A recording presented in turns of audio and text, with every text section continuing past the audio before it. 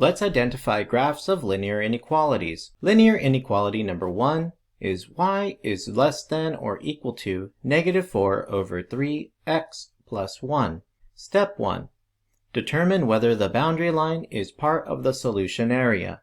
The boundary line is a solution because the inequality is an or equal to, less than or equal to. The boundary line will be shown using a solid line. Looking at the graph options for the linear inequality, we can eliminate option D because the boundary line type is the dashed line, which is the wrong boundary line type. How did we determine whether the boundary line was or was not part of the solution?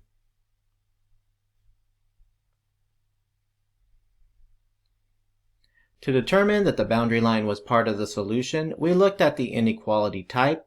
Since it is an or equal to inequality, that means that the boundary line will be included in our solution, shown by a solid line. Step 2. Determine the boundary line, y-intercept, and slope.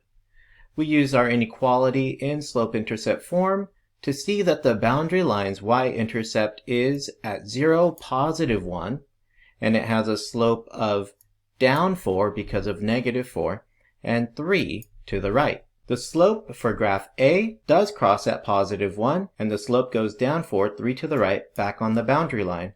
Graph C crosses at 1 on the y-intercept, down 4, and 3 to the right is back on the boundary line.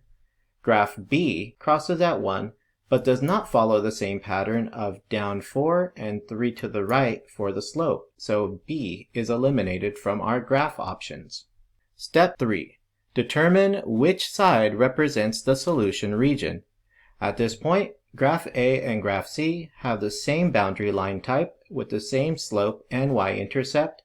The only thing that's different is that A has a shaded region above the boundary line and C has the shaded region below the boundary line.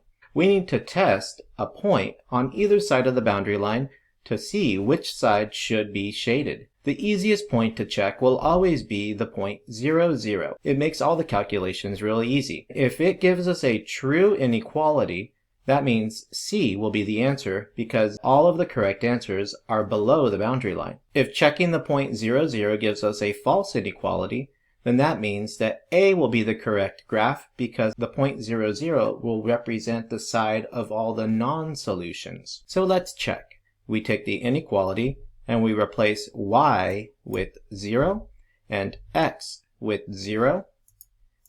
We multiply -4/3 times 0, which is just 0, leaving us with the inequality 0 is less than or equal to 1. Since this is a true inequality, the point 0, 0 is a solution to this inequality. Since the point 0, 0 is below the boundary line, that means that the solution side are all of those values below the boundary line.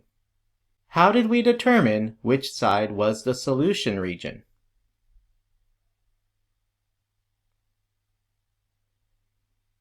We determined that the solution region was all values below the boundary line because we tested one point that was below the boundary line and it came out as true in the inequality. Since A is shading the wrong side, we know that A is not the correct inequality graph, and C is our correct inequality graph because it has the correct boundary line type, solid line, it has the correct y-intercept and slope, and it has the correct solution side below the boundary line being shaded because we checked the point 0, 0.